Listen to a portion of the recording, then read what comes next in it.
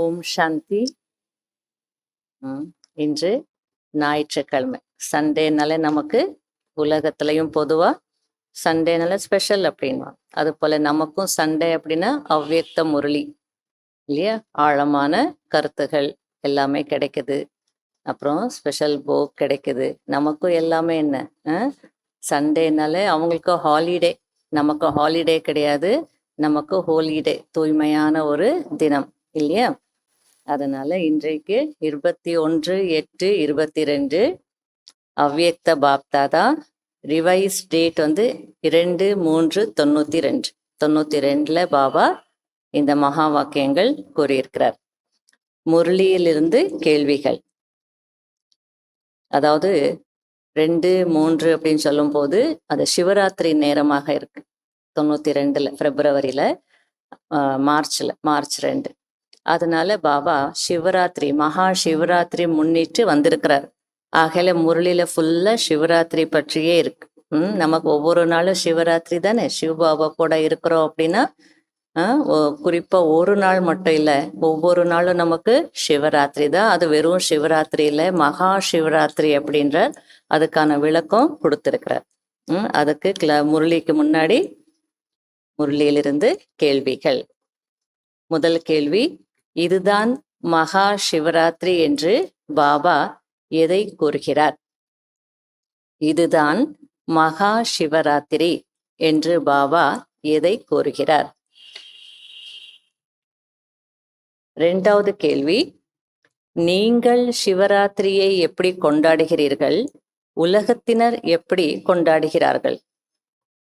நீங்கள் சிவராத்திரியை எப்படி கொண்டாடுகிறீர்கள்? உலகத்தினர் எப்படி கொண்டாடுகிறார்கள்?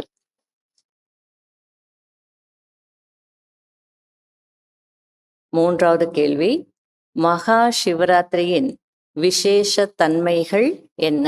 சிறப்பம்சங்கள் அல்லது விசேஷ தன்மைகள் என்ன? மகா சிவராத்திரியின் சிறப்பம்சங்கள் என்ன? நாலாவது, விரதம் இருப்பது என்றால் என்ன? விரதம் இருப்பது என்றால் என்ன? அஞ்சாவது, பலியாகுவது என்றால் என்ன? பலியாகுவது என்றால் என்ன? ஆறாவது, உறுதிமொழி எடுப்பது என்றால் என்ன? உறுதிமொழி எடுப்பது என்றால் என்ன? ஏழாவது, எதை பலி கொடுக்க வேண்டும்? ஏழாவது, எதை பலி கொடுக்க வேண்டும்? எட்டாவது கேள்வி, கொண்டாடுவது என்றால் என்ன? கொண்டாடுவது என்றால் என்ன? ஒன்பதாவது கேள்வி, யார் சித்தி ஸ்வரூப ஆத்மாக்கள்? யார் சித்தி ஸ்வரூப ஆத்மாக்கள்? 10வது கேள்வி, விதை நன்றாக இருக்கிறது, ஆனால் பழம் நன்றாக வெளிப்படவில்லை என்றால் அதற்கு காரணம் என்ன? விதை நன்றாக இருக்கிறது, ஆனால் பழம் நன்றாக வெளிப்படவில்லை என்றால் அதற்கு காரணம் என்ன?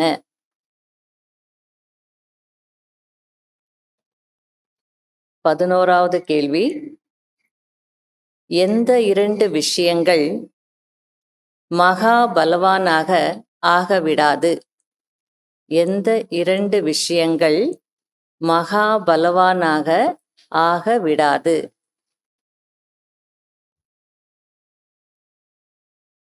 12, எப்படி கொடியேற்ற வேண்டும்?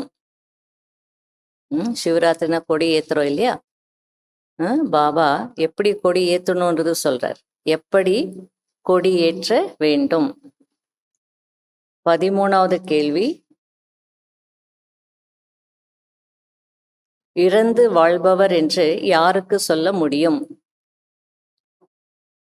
இறந்து வாழ்பவர் என்று யாருக்கு சொல்ல முடியும்? அடுத்தது fill up the blanks. தந்தையும் டேஷ், குழந்தைகளும் டேஷ்.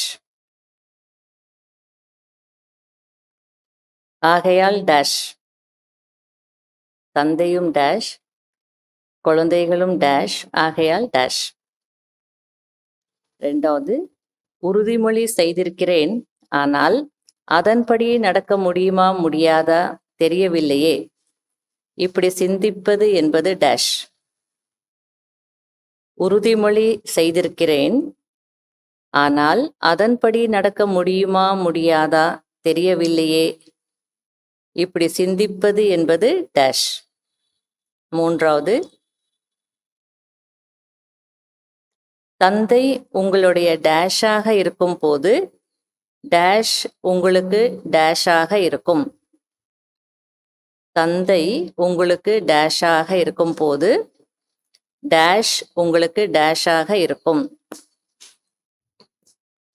நாலாவது, யார் டேஷ் ஆகிறார்களோ அவர்களுக்கு ஒருபோதும் டேஷ் ஏற்பட முடியாது.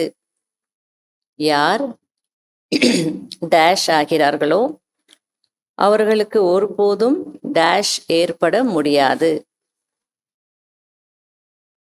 அஞ்சாவது, பலியாகுவது என்றால் டேஷாக ஆகுவது. பலியாகுவது என்றால் டேஷாக ஆகுவது. ஆறாவது, சித்தி அடைவது என்றால் டேஷ். சித்தி அடைவது என்றால் டேஷ். எங்கு டேஷ் இருக்கிறதோ அங்கு டேஷின் ஃபீலிங் அதிகமாக வருகிறது. எங்கு டேஷ் இருக்கிறதோ அங்கு டேஷின் ஃபீலிங்கும் அதிகமாக வருகிறது.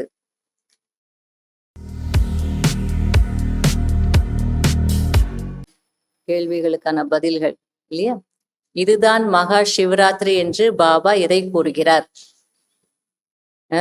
இந்த ஆன்மீக ஜோதிர்மயமான நட்சத்திர மண்டலம், அலௌகீக மண்டலம், அழகான மண்டலம், இதுல ஒவ்வொருத்தரும் அவங்கள நெற்றியில அந்த தெய்வீக ஜோதி அல்லது தெய்வீக நட்சத்திரம் மின்னிக்கொண்டிருக்கு அப்படின்னு உங்களுடைய அந்த பிந்து சொரூபத்தையும் மகா ஜோதியையும் யார் பார்க்கறாங்களோ இதுதான் மகா சிவராத்திரி. நீங்கள் சிவராத்திரியை எப்படி கொண்டாடுகிறீர்கள்? உலகத்தினர் எப்படி கொண்டாடுகிறார்கள்? சைத்தன்ய எதிரில இல்ல, உயிரோட்டமாக எதிரில, உயிரோட்டமான ஸ்வரூபத்துல பாபா முன்னாடி சாக்கார ஸ்வரூபத்துல நம்ம கொண்டாடுறோம். பக்தர்கள் ஜட சிலைகள்ல அந்த உயிரோட்டமான பாவனையை கொண்டு கொண்டாடுறோம். அதாவது அங்க இல்ல, அங்க பாவனையை கொண்டு அவங்க கொண்டாடுறாங்க, நம்ம நேர்லயே டைரக்டா கொண்டாடிட்டு. மகா சிவராத்திரியின் விசேஷ தன்மைகள் என்ன? உறுதி எடுப்பது, விரதம் இருப்பது, பலியாகுவது. நாலாவது, விரதம் இருப்பது என்றால் என்ன? விரதம் இருப்பது ஓகே, விரதம் இருப்பது என்றால் என்ன?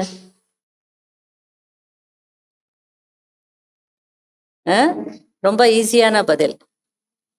விரதம் இருப்பது என்றால் அல்லது விரதம் இருப்பது அன்பில் தியாக பாவனை, அன்பில் தியாகம் செய்வது, அதுதான் விரதம் இருப்பது. தியாக பாவனை, அன்பில் தியாக பாவனை, அது அனைத்தையும் மறப்பது, எது வேணாலும் எடுத்துக்கலாம். அஞ்சாவது, பலியாகுவது என்றால் என்ன?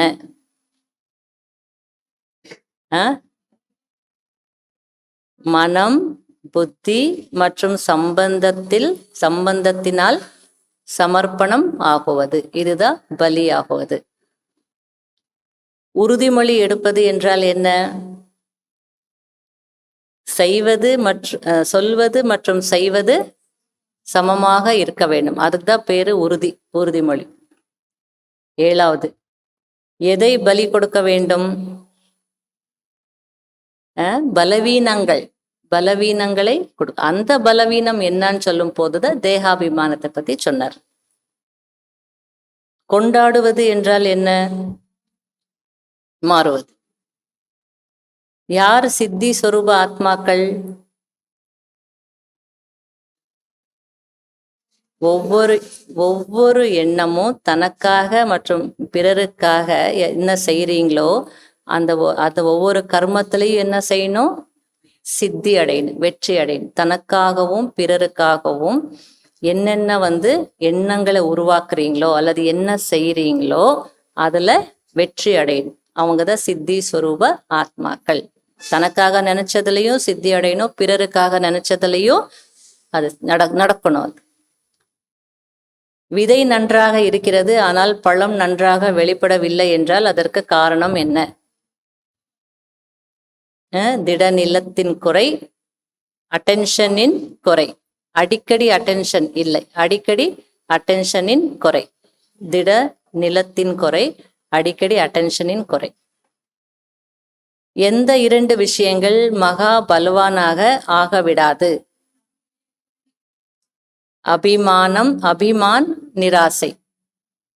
அபிமானம் இருந்தாலும் பலவான் ஆக முடியாது. நிராசை, நம்பிக்கையற்ற நிலை இருந்தாலும் நம்ம பலவான் ஆக முடியாது. 12வது கேள்வி, எப்படி கொடியேற்ற வேண்டும்? உள்ளத்தில் உயர்ந்த எண்ணங்களின் கயிறு மூலமா வெற்றியின் கொடியை ஏற்ற வேண்டும். இறந்து வாழ்பவர் என்று யாருக்கு சொல்ல முடியும்? சாதாரண தன்மையிலிருந்து இறந்து விசேஷ தன்மையில் வாழ்பவர்களை இறந்து வாழ்பவர்கள் என்று சொல்ல முடியும். ஃபில் தி பிளாங்க்ஸ் பார்க்கலாமா? தந்தையும் டேஷ், குழந்தைகளும் டேஷ் ஆகையால் தந்தையும் மகான், மகாஜோதி மகான், குழந்தைகளும் மகான் ஆகையால் தான் மகா சிவராத்திரி என்று பாடப்படுகிறது. உறுதிமொழி செய்திருக்கிறீர்கள், ஆனால் அதன்படி நடக்க முடியுமா முடியாதா தெரியவில்லையே. இப்படி சிந்திப்பது என்பது பலவீனங்களை அழைப்பதாகும். டேஷ் உங்களுடைய டேஷாக இருக்கும் போது டேஷ் உங்களுக்கு டேஷாக இருக்கும். டேஷ் உங்களுடைய டேஷாக இருக்கும் போது, தந்தை உங்களுடைய துணைவராக இருக்கும் போது வெற்றி உங்களுக்கு துணையாக இருக்கும். யார் டேஷ் ஆகிறார்களோ அவர்களுக்கு ஒருபோதும் டேஷ் ஏற்பட முடியாது. பிரபுவின் கழுத்து மாலையாக யார் ஆகிறார்களோ அவர்களுக்கு ஒருபோதும் தோல்வி ஏற்பட முடியாது. பலியாகுவது என்றால் டேஷ், மகா பலவான் ஆகுவது. எல்லாம் போயிடும், அவ்வளோதான். இல்லை, நீங்க பலசாலி ஆகுறீங்க. எல்லாத்தையும் அர்ப்பணிச்சீங்கன்னா நீங்க பலசாலி ஆயிடுவீங்க. சித்தி அடைவது என்றால் டேஷ், வெற்றி அடைவது. சிம்பிள். 7வது, எங்கே டேஷ் இருக்கிறதோ அங்கு அவமானத்தின் ஃபீலிங்கும் அதிகமாக வருகிறது. அபிமானம், எங்க அபிமானம் இருக்கிறதோ அவ்வளவுதான். ஓம் சாந்தி.